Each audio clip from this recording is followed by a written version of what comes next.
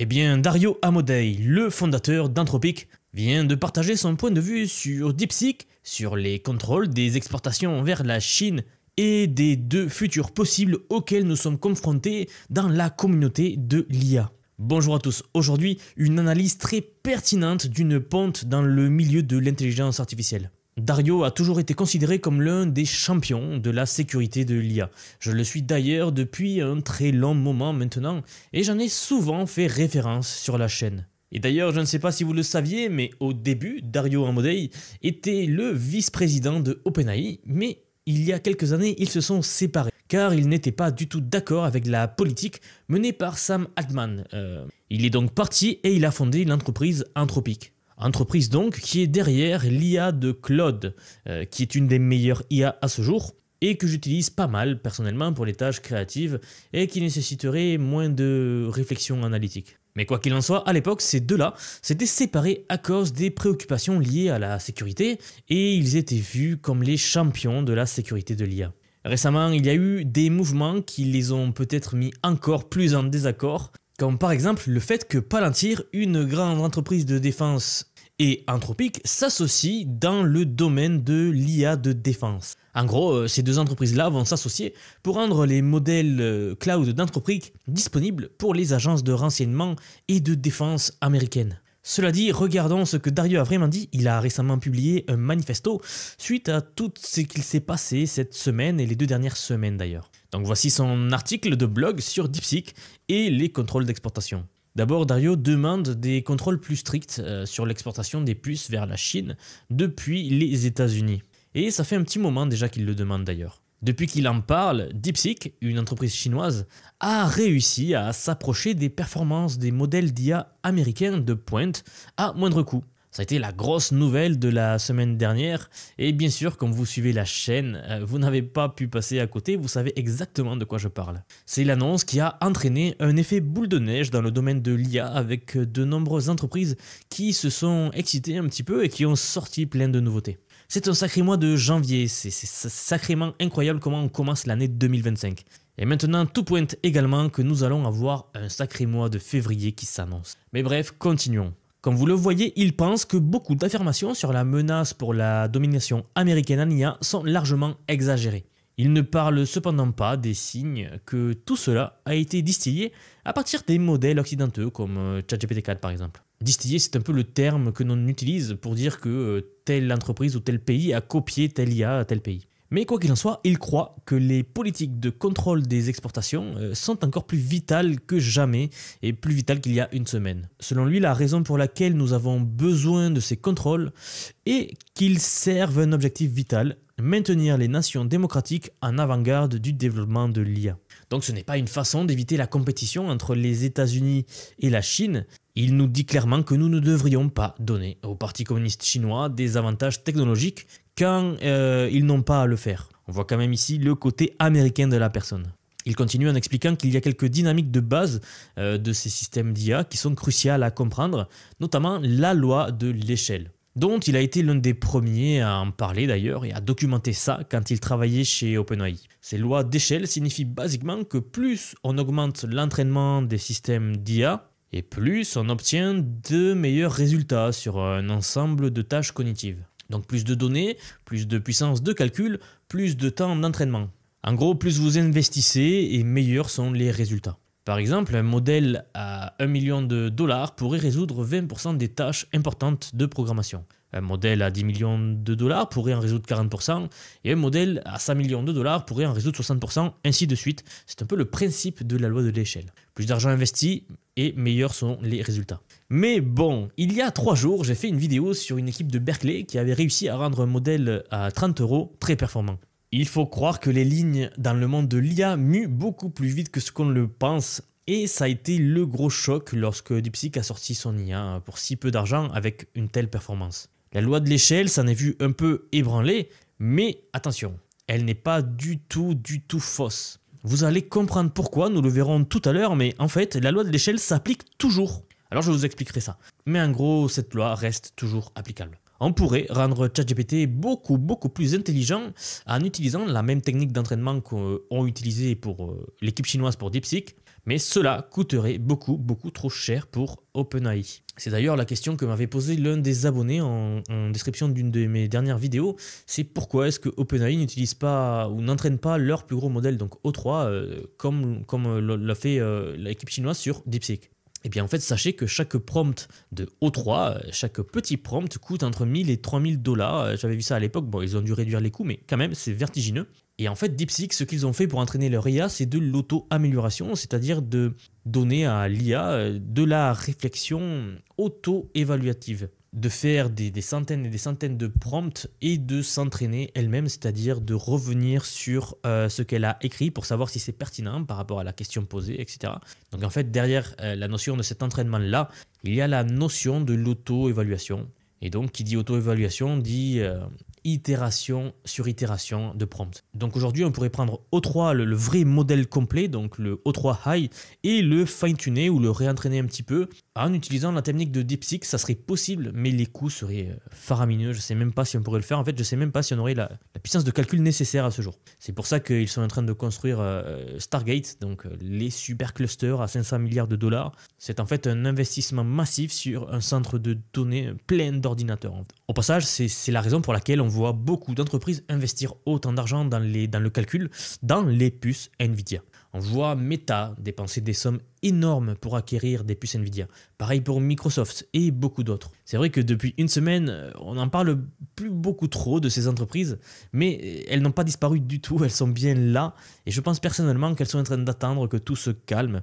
Donc ça ne saurait tarder pour de nouvelles annonces concernant les autres entreprises, les autres entreprises majeures. D'autres entreprises comme Google ont par exemple leur TPU, donc le Tensor Processing Unit, car en fait le Tensor c'est l'outil mathématique qui sert pour les transformers, et ils ont donc créé des puces de calcul spécialement conçues pour effectuer ces calculs-là. Mais quand il s'agit d'entraîner les modèles, eh bien les GPU de Nvidia dominent le marché actuellement. Le deuxième point à comprendre, c'est le déplacement de la courbe. Un terme un peu technique, mais en gros c'est ça, c'est le déplacement de la courbe. Le domaine trouve constamment de nouvelles idées, grandes et petites, qui rendent donc les choses plus efficaces. Ça peut être une amélioration de l'architecture du modèle par exemple, ou une nouvelle façon de faire tourner le modèle plus efficacement sur du matériel déjà existant.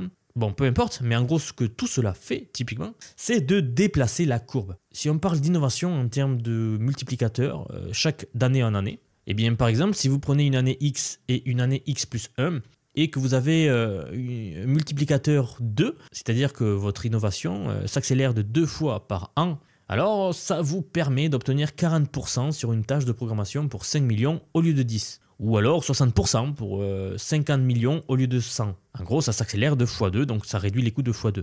Chaque entreprise IA de pointe découvre régulièrement plusieurs de ces multiplicateurs de calcul. Souvent, ce sont des petites améliorations, vous savez, de 20%. Parfois, des améliorations moyennes, où ils arrivent à multiplier par 2 la puissance de calcul, ce qui déjà est énorme. Et de temps en temps, de très grandes améliorations. Par exemple, il y a eu des améliorations de 10 fois. Comme la valeur d'avoir des systèmes plus intelligents et si élevés, eh bien ce déplacement de la courbe pousse généralement les entreprises à dépenser plus, pas moins. Les gains en efficacité sont entièrement consacrés à l'entraînement des modèles plus intelligents.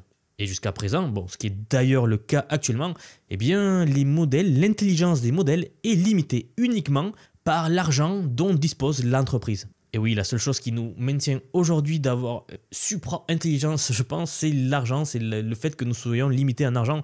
Car si on avait des sommes infinies à investir là-dedans, eh bien l'accélération serait beaucoup plus folle, même si vous avez l'impression que ça va vite en ce moment. C'est un peu comme ce que l'on parlait ces derniers jours, l'idée que quand une ressource devient plus efficace, on pourrait penser qu'on commencerait à utiliser moins. Mais en fait, souvent, très souvent, c'est l'inverse qui se produit, on finit par l'utiliser plus. C'est l'idée même du paradoxe de Jevons, dont vous avez sûrement entendu parler à ce stade, je pense. Je crois en avoir parlé, je suis pas sûr. Mais bon, tout le monde en parle en ce moment.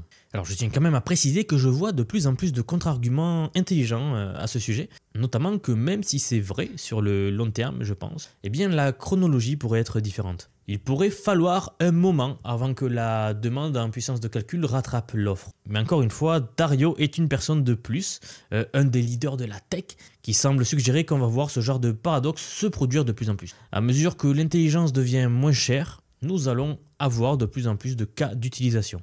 Il explique que si l'IA était une chose unique de qualité constante qui devient moins chère, on utiliserait moins de puces pour l'entraîner. Mais ce qui est important, ça reste la courbe de l'échelle. Quand elle se déplace, nous la parcourons simplement plus vite parce que la valeur de tout ce qui se trouve au bout de la courbe est si élevée. Alors le point crucial, c'est l'intelligence. Cette intelligence artificielle, la capacité de créer des robots intelligents, des systèmes, des outils de programmation, des traducteurs, des outils de service client, etc. Cette intelligence est très très précieuse. On n'a pas encore développé tout ce qu'on avait à faire avec. On ne fait qu'effleurer la surface de ce qui est possible à mon avis, mais il semble qu'il pourrait y avoir une demande presque illimitée pour cette intelligence à l'avenir. Oui, j'ai bien dit ça, je pense qu'à l'avenir, la demande pour de l'intelligence sera presque illimitée. Donc si cette intelligence même devient moins chère à produire, si chaque puce qu'on achète chez Nvidia peut produire plus de calculs grâce à l'idée de multiplicateur de calcul dont on vient de parler, ou plutôt si on peut créer des meilleurs modèles avec moins de calculs, si l'intelligence devient moins chère donc, est-ce que ça veut dire qu'on va en utiliser moins ou plus à votre avis? Alors ici, il semble que Dario, comme Sam Altman et même Elon Musk en fait, tous ces leaders de la tech de l'IA, penchent dans la direction du oui. On va utiliser plus d'intelligence au fur et à mesure que le coût devient moins important et donc que nous pourrons en utiliser de plus en plus. Même si les puces deviennent moins chères, on va simplement utiliser de plus en plus de calculs. Alors je vais me risquer de faire un petit parallèle. C'est un peu comme lorsque l'on a inventé la tronçonneuse par exemple. Je ne sais pas pourquoi je pense aux bûcherons, mais c'est un bel exemple. Regardez. À l'époque, les bûcherons coupaient les arbres avec une hache. Et je ne suis pas bûcheron, donc s'ils avaient d'autres techniques, excusez-moi, là je veux juste vous montrer le parallèle. Donc à l'époque, un bûcheron coupait un arbre avec une hache simplement. Donc ça lui prenait X temps. Un jour, on a inventé la tronçonneuse électrique, donc un outil qui permettait de couper un arbre beaucoup plus rapidement. À votre avis, qu'est-ce qu'il s'est passé? Est-ce que les entreprises se sont dit « Ah, on a enfin un outil qui permet de faire cela rapidement, donc pas de souci, on va le donner au bûcheron, on va lui dire de couper l'arbre, et une fois qu'il a fini de couper son arbre, eh bien il a du temps libre, c'est bon. » Au contraire, en fait, les bûcherons se sont mis à couper beaucoup plus d'arbres. Des exemples comme ça, il y en a à foison depuis la révolution industrielle, et c'est un peu ce qu'il va se passer, à mon avis, avec l'intelligence artificielle.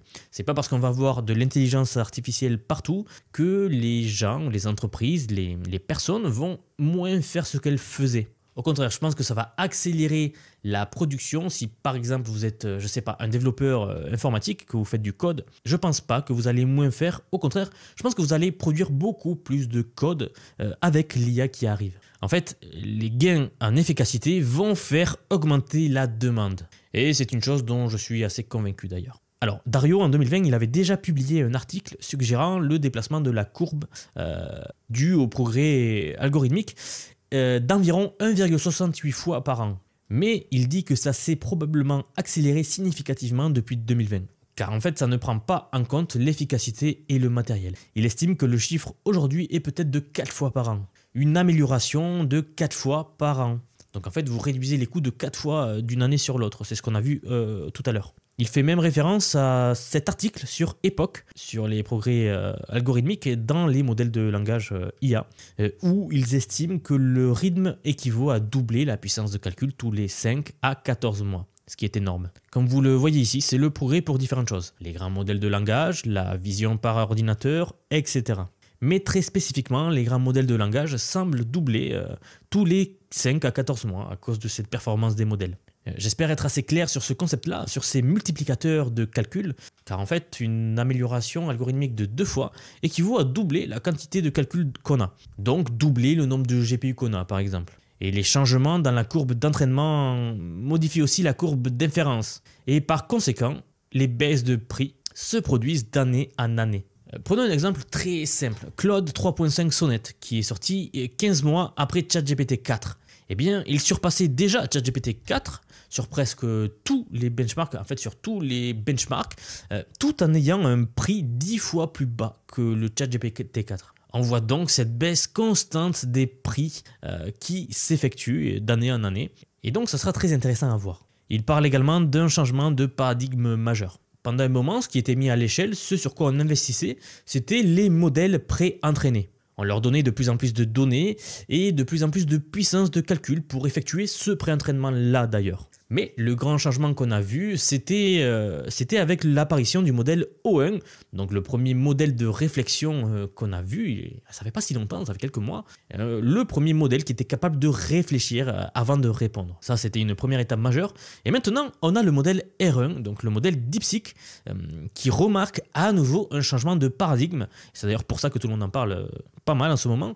L'idée, c'est d'utiliser l'apprentissage par renforcement, que vous connaissez maintenant si vous suivez les vidéos, pour entraîner les modèles à générer des chaînes de réflexion de plus en plus sophistiquées. Donc en fait, on utilise le RLF, donc l'entraînement par renforcement, pour générer cette pensée-là, cette réflexion-là, les chaînes de réflexion de ces modèles-là. Donc maintenant, au lieu de mettre à l'échelle donc le pré-entraînement, au lieu de miser et d'investir dans le pré-entraînement, on met à l'échelle davantage l'inférence. Au lieu du temps de calcul d'entraînement, eh bien maintenant, on investit plus dans le calcul au moment du test. Donc plus de calcul, plus de puissance de calcul lorsque le modèle est déjà entraîné et déjà prêt et qu'il est en train de répondre à une question plutôt que pendant le processus de pré-entraînement. On a shifté notre focus vers le fait que c'est plus important qu'une fois que le modèle est entraîné, lui donner plus de puissance de calcul pour raisonner. Bien sûr, Anthropic, DeepSeek et OpenAI ont tous des versions de ça. OpenAI et DeepSeek ont les chaînes de réflexion les plus avancées, avec O1 et R1 en fait. Anthropic avait quelque chose de similaire, mais c'était pas tout à fait ça. C'est pas la même chose que O1 ou R1. Corrigez-moi si je me trompe, mais Anthropic, ce n'est pas ce qu'on appellerait un modèle de raisonnement. Ils n'ont pas leur propre version de O1 par exemple. Ce qu'ils ont semble similaire parfois, mais ce n'est pas du tout la même chose. J'ai pas l'impression qu'ils réfléchissent pareil. Mais bon, comme tout ça est assez fermé, c'est du closed source, on ne sait pas ce qu'il se passe derrière Anthropic, eh bien faites-moi savoir si vous êtes d'accord avec moi, avec ce que je dis ici. Mais perso, je pense que DeepSeek a devancé Anthropic largement dans leur sortie de leur modèle de raisonnement. Donc pour vous résumer très facilement ce nouveau paradigme que nous sommes en train de vivre, eh bien avant, on misait tout sur l'entraînement des modèles, donc on passait des mois et des mois à entraîner des modèles avec des super clusters. Maintenant, c'est plus trop ça. Maintenant, on fait un pré-entraînement qui est bon, quand même, c'est pas n'importe quoi, mais on mise beaucoup moins là-dessus. Et maintenant, on mise tout sur la façon dont le modèle va répondre et va réfléchir avant de répondre. Donc, on pré-entraîne un modèle, on fait ensuite une deuxième étape où l'on utilise le RLF, l'apprentissage par renforcement, pour augmenter ses compétences de raisonnement. Et voilà, on a un modèle qui est prêt et qui raisonne. Alors, prenons juste une seconde parce que ce que je dis là est assez important. En fait, nous entrons vraiment dans une période très excitante où nous produisons cette idée de l'apprentissage par renforcement dans l'entraînement des grands modèles. D'ailleurs, Andrej Karpathy, grand nom dans le domaine de l'IA, a récemment posté quelque chose que pour tous ceux qui essaient peut-être de se lancer ou en tout cas de commencer à travailler en machine learning ou juste à maîtriser l'IA. Il dit que c'est le prochain grand domaine sur lequel se concentrer. D'ailleurs, en parlant de se lancer en IA, je profite très rapidement de cette occasion pour vous parler de Vision IA. En fait, c'est exactement la raison pour laquelle j'ai créé une formation accessible à tous où j'apprends l'IA. Je vous apprends l'IA, car en fait, vous voyez, l'IA n'est plus du tout réservée aux programmeurs ou aux experts en technologie. J'ai conçu cette formation pour que tous puissent en bénéficier. Que vous soyez retraité cherchant à rester dans le coût et dans l'innovation, au passage nous avons beaucoup de retraités dans la formation, ou que vous soyez entrepreneur voulant optimiser votre business par exemple, ou simplement curieux de comprendre et utiliser tous ces outils très concrètement dans votre vie, eh bien j'ai construit la formation pour cela. Et je voulais garder un prix ultra accessible parce que je crois que tout le monde devrait pouvoir avoir accès à cette technologie et maîtriser cet outil révolutionnaire. Comme je le dis souvent, nous vivons le début de notre révolution industrielle à nous. Et puis j'en avais un peu marre de voir des formations à 1000, 2000, 3000 euros qui ne vous apprenaient pas vraiment des choses utiles par rapport à l'IA. Donc voilà, si ça vous intéresse, vous trouverez le lien vers la formation en commentaire épinglé sous la vidéo ou même en description. Mais pour reprendre et continuer cette vidéo qui est déjà très dense, je trouve, j'aimerais quand même finir par aborder un des sujets des plus intéressants. Et si je comprends bien ce que dit Dario ici, nous allons continuer à monter cette courbe quoi qu'il arrive. Avant DeepSeek, eh bien, nous allions continuer à dépenser plus pour avoir de meilleurs résultats. Bien sûr, rien ne change. Nous allons continuer à monter la courbe pour avoir de meilleurs résultats. Cependant, la valeur économique d'entraîner des modèles de plus en plus intelligents est si grande que tous les gains de coûts sont plus que consommés presque immédiatement en fait. Ils sont même réinvestis dans la création de modèles encore plus intelligents pour les mêmes coûts énormes que nous prévoyions initialement de dépenser. Et toutes les innovations que DeepSeek a développées seront appliquées aux laboratoires américains et chinois pour entraîner des modèles de plusieurs milliards de dollars. En fait, il prévoit déjà d'entraîner des modèles à plusieurs dizaines de milliards de dollars, voire centaines de milliards parfois. Et c'est là où je veux en venir. Malgré que DeepSeek soit moins cher, sachez qu'ils vont quand même dépenser des milliards dans les entraînements des IA. En d'autres termes, si votre budget est de 10 milliards de dollars pour construire un modèle, et que soudainement ces 10 milliards vous donnent un modèle beaucoup plus intelligent, eh bien, vous allez quand même dépenser les 10 milliards pour avoir un modèle encore plus intelligent que ce que vous auriez eu pour la même chose. En tant qu'entreprise, soit vous avez de l'argent pour ça, soit vous n'en avez pas. Alors pourquoi une grosse entreprise comme OpenAI par exemple va économiser de l'argent pour obtenir un modèle moins bon que ce qu'il pourrait obtenir avec la même somme? Dans quel but? C'est pas comme s'ils essayaient d'atteindre un certain niveau d'intelligence et pas dépasser et pas plus. Au contraire, je pense que ça, ce que DeepSeek a fait, c'est une aubaine pour eux. Parce qu'en fait, pour le même budget investi, ils vont pouvoir faire une IA encore plus intelligente que ce qu'ils auraient fait il y a ne serait-ce que 2 semaines en arrière. En gros, ils vont quand même essayer de créer la meilleure chose possible avec les ressources dont ils disposent. Et ce niveau va continuer d'augmenter jusqu'à qu'on atteigne une IA plus intelligente que presque tous les humains dans presque tous les domaines. L'AGI donc. D'ailleurs, pour finir, Dario Amodei fixe cette date, il donne une date, et il dit que ça arrivera très probablement en 2026 ou 2027. Ce à quoi certaines personnes sont fortement en désaccord, bien sûr. Mais le point de Dario ici, c'est que DeepSeek n'a pas vraiment changé drastiquement la courbe de réduction des coûts attendus, ce qui n'est pas bête du tout. Donc les choses suivent leur cours comme prévu. Cela signifie que dans ces années-là, nous nous retrouverons dans l'un des deux mondes. Aux États-Unis, plusieurs entreprises auront certainement les millions de puces nécessaires à des coûts de dizaines de milliards de dollars. Et la question, c'est de savoir si la Chine les aura aussi ou non. Car s'ils ont ces puces, nous vivrons dans un monde bipolaire où les États-Unis et la Chine qui provoqueront des avancées extrêmement rapides en sciences et en technologie et peut-être même en économie. Un monde bipolaire avec les États-Unis d'un côté et la Chine de l'autre. Ce qui est déjà un peu le cas, mais là ça serait complètement démesuré. On pourrait même pas s'en approcher, nous, en Europe.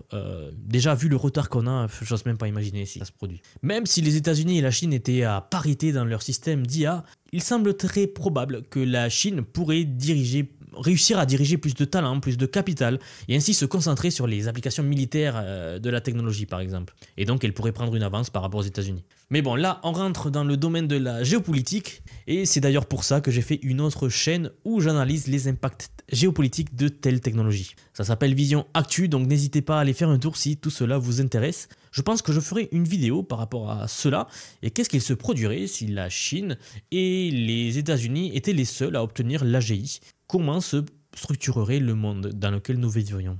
Bon, ça commence à être un peu long, c'est d'ailleurs très long, donc si vous êtes arrivé jusqu'ici, je pense que vous êtes plus très nombreux, mais merci beaucoup d'avoir regardé cette vidéo. C'est une vidéo où je parle un peu plus, mais je tenais quand même à la faire.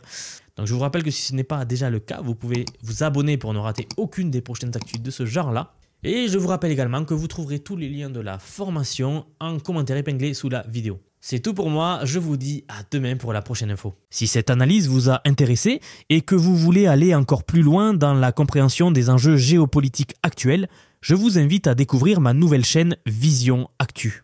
Vous y trouverez des analyses approfondies sur ce sujet et bien d'autres qui façonnent notre présent et notre futur. N'oubliez pas de vous abonner aux 2 chaînes pour ne rien manquer. À très bientôt pour de nouvelles analyses.